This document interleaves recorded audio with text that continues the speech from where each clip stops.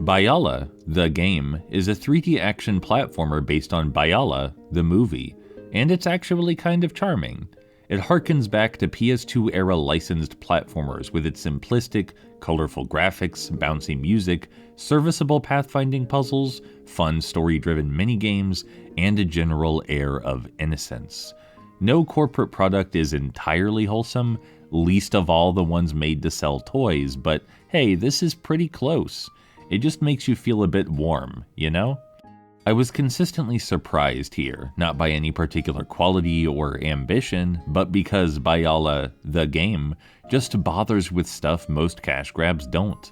You unlock new platforming mechanics throughout play, and they all get explored with decent, albeit simplistic, tailor-made challenges.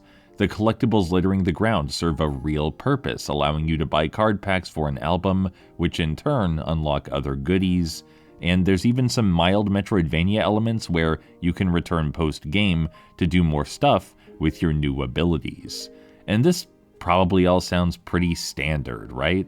But my standards have been significantly lowered by manipulative mobile game drivel, so this is practically an oasis, especially since it's entirely free of microtransactions or other predatory monetization strategies.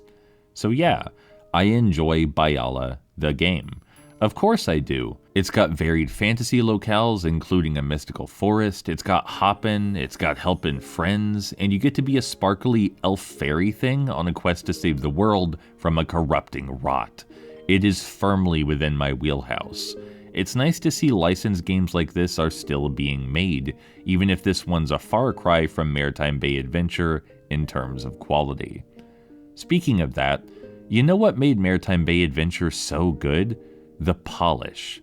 And Bayala the game has none of that. Less than none of that. This game is consistently hitching, freezing, and generally displaying a poor frame rate. You can also see shadows and objects pop in less than 20 feet ahead of you. There are a ton of movement and clipping bugs. The PC version has a few soft locks.